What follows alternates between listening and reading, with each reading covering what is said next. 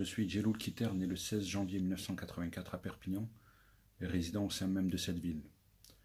Je fais cette vidéo qui est adressée à M. Edoui Plenel, rédacteur en chef du site d'information Mediapart, afin de lui émettre des interrogations.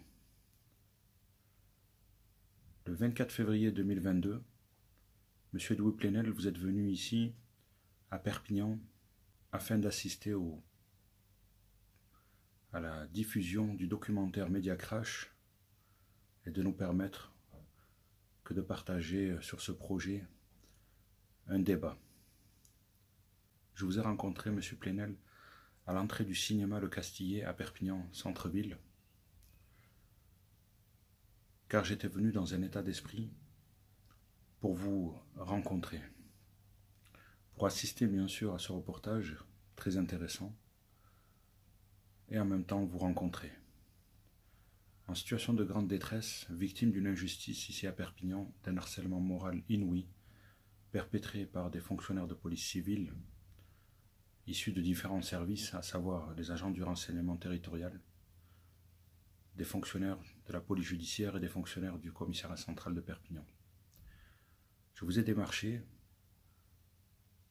en quête de soutien, d'aide, étant donné que vous êtes un grand journaliste de grande renommée, un journaliste d'ailleurs qui m'a bercé, qui a bercé toute mon adolescence, qui m'a fasciné, surtout pour tout ce que vous avez entrepris dans votre carrière, à savoir les luttes que vous avez menées contre toute forme d'injustice.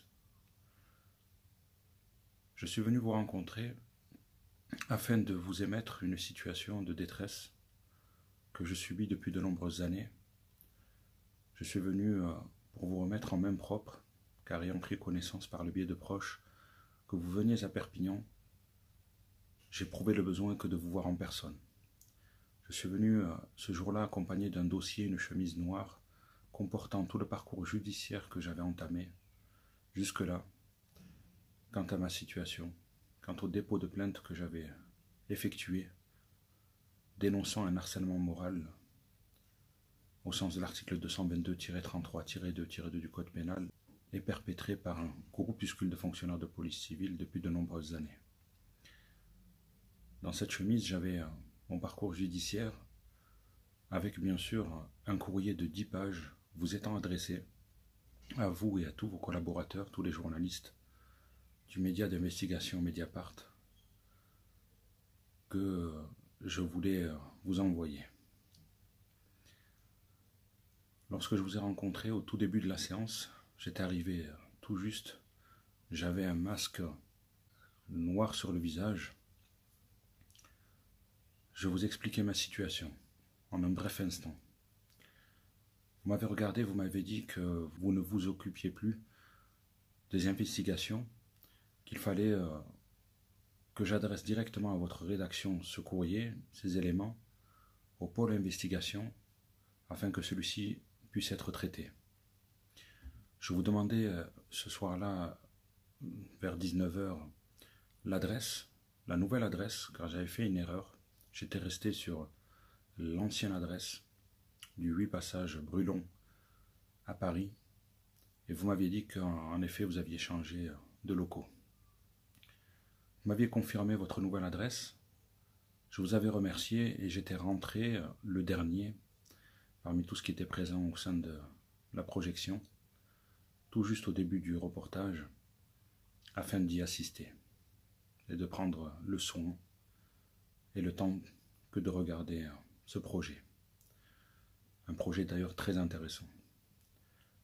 À la fin de celui-ci, à la fin de cette séance, vous êtes venu, vous êtes rentré avec une journaliste de Perpignan, je crois de Madine Perpignan, avec d'autres personnes, afin d'échanger avec le public.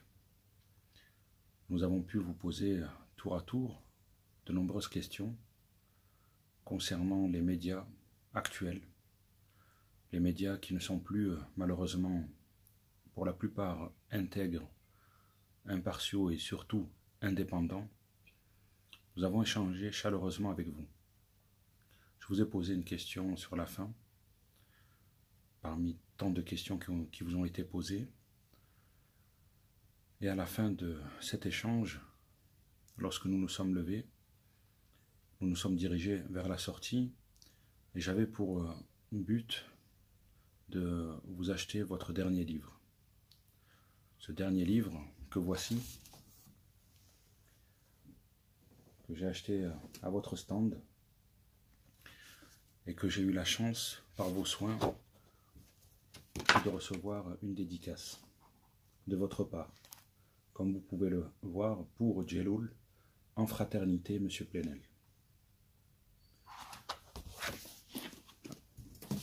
Bien sûr, avant de vous acheter votre livre, vous m'avez intercepté. Vous m'avez intercepté en me disant que finalement, que vous pouviez récupérer mon courrier afin de le transmettre vous-même à votre rédaction. À ce moment-là, si vous vous rappelez, Monsieur Plenel, je vous ai dit que je ne voulais pas vous déranger, que c'était très très gentil de votre part, mais que vous aviez encore une tournée à effectuer afin de présenter et de faire l'avant-première de votre projet, de votre reportage, et que je ne voulais en aucun cas vous rajouter ça. Vous avez insisté, en me regardant, d'un air qui n'était pas naturel. Vous avez insisté pour me récupérer mon dossier en me disant donnez-moi-le, je vais le prendre. De la manière dont ça a été fait, j'ai pas voulu refuser. Avec insistance, j'ai répondu favorablement et je vous ai remis. Vous m'avez dit qu'avez-vous à transmettre? Je vous avais donné une chemise en carton noir à élastique. Je vous avais dit qu'à l'intérieur se trouvait mon parcours judiciaire et un courrier de 10 pages vous étant adressé. Ce courrier de 10 pages vous étant adressé, que voici. Étant donné que vous aviez récupéré ce dossier, je n'avais plus besoin de rectifier l'adresse. Un courrier qui était adressé à l'attention de tous les journalistes du média d'investigation Mediapart et de vous-même. Un courrier que vous pouvez voir ici, Monsieur Plenel, de 10 pages, qui racontait ma situation, qui racontait ma détresse et qui demandait auprès de vous une assistance, du soutien, afin de m'aider à mettre en lumière cette vérité qui m'entoure, cette souffrance endurée, concernant cet harcèlement moral. Vous avez récupéré cette chemise avec insistance, vous l'avez déposée dans un coin et vous vous êtes écarté de celle-ci. Quelque chose qui m'a semblé pas normal, c'est qu'au lieu de mettre celle-ci, qui était de grande importance à mes yeux, au sein de votre cartable, au sein de vos affaires, vous l'avez déposée sur le muret du cinéma Le Castillet et vous l'avez quitté pour aller à la table afin de dédicacer vos livres. Monsieur Edouard Plenel, j'ai une question à vous poser. Je suis venu donc à cette séance de cinéma en date du 24 février 2022 à 19 h. Voici les billets. Voilà. Je suis venu avec ce courrier que j'avais écrit en date du 18 février. Je vous ai déposé donc cette chemise, avec votre gré bien sûr, comportant tout le parcours judiciaire en photocopie que j'avais entamé et ce courrier de 10 pages vous étant adressé. Depuis ce jour, Monsieur Plenel, se sont écoulés presque 1 an et de votre part, je n'ai reçu aucun retour. Bien sûr, je ne vous en veux pas. Avec tout le travail que vous avez, je peux comprendre. Mais au bout d'1 an, ce que j'aurais aimé de votre part, Monsieur Plenel, même si la réponse était négative, ça aurait été juste un mot, ne serait-ce que pour me dire que vous ne pouviez donner suite à ma détresse, à mon appel à détresse, par respect pour ce courrier de 10 pages que je vous ai adressé, que je vous ai écrit en étant éprouvé par cette situation, par cette injustice, cet harcèlement moral que j'endure. Monsieur Plenel, une seule question vous concernant. Qu'avez-vous fait de mon dossier? Qu'avez-vous fait de ce courrier? Une interrogation. Avez-vous été démarché par des agents du renseignement de Perpignan? Car je suis victime d'un harcèlement moral perpétré par des fonctionnaires de police civile depuis de nombreuses années. J'ai déposé plainte pour cela. Je suis inconnu de quelconque service que ce soit. Je n'ai jamais commis le moindre crime ou délit dans ma vie. Tous mes casiers sont vierges. Je n'ai aucun antécédent judiciaire et je ne suis pas fiché S. Je suis un honnête citoyen qui malencontreusement s'est interposé face à une injustice il y a de cela bon nombre d'années et qui a subi, par contre-coup, un harcèlement moral inouï, perpétré par un groupuscule de fonctionnaires de police corrompus.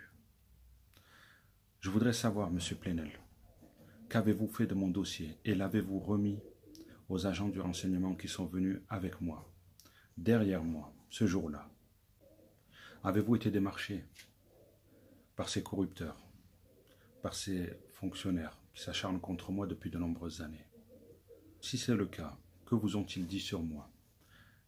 Et la question qui m'intrigue, dont j'aimerais avoir une réponse, leur avez-vous remis mon dossier, tout mon parcours judiciaire?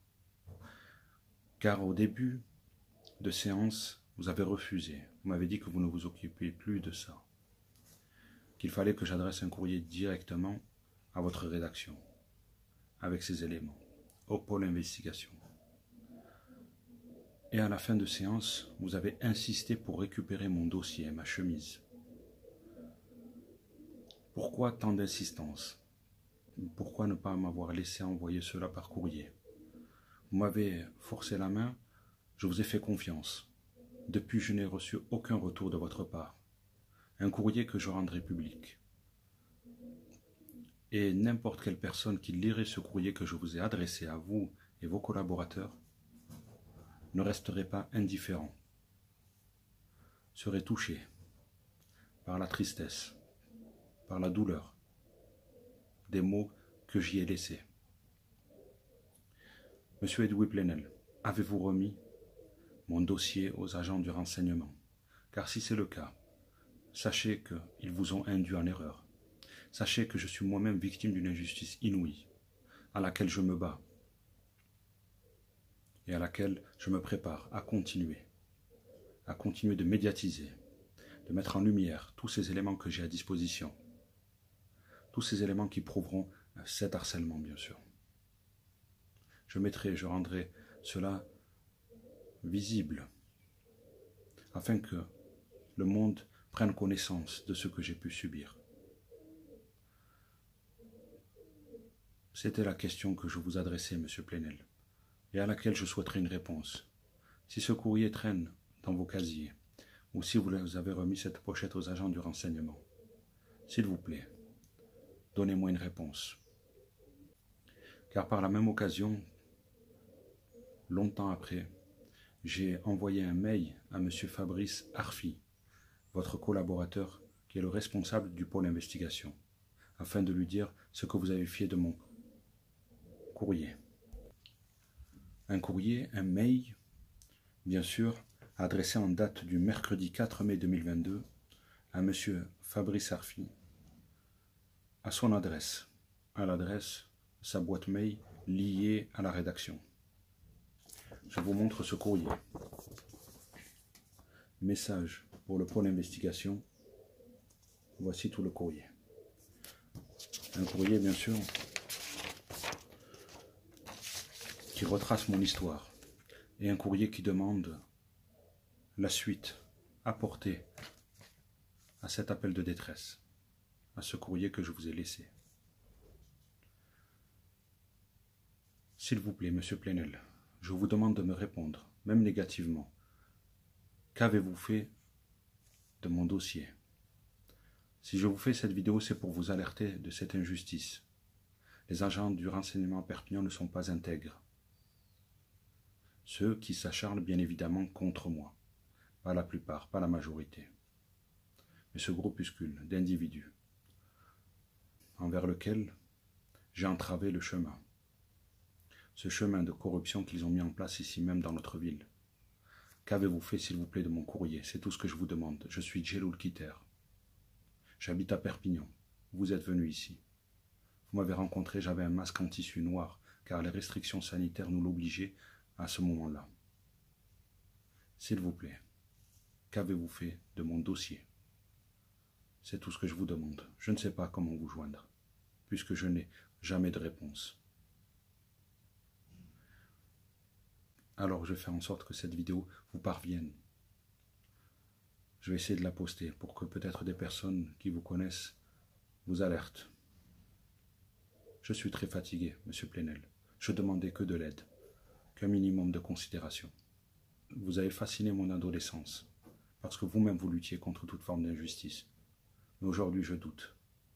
Je doute car je me rends compte que les temps changent, le monde aussi. Qu'avez-vous fait, monsieur Plenel, de mon dossier? Merci à vous.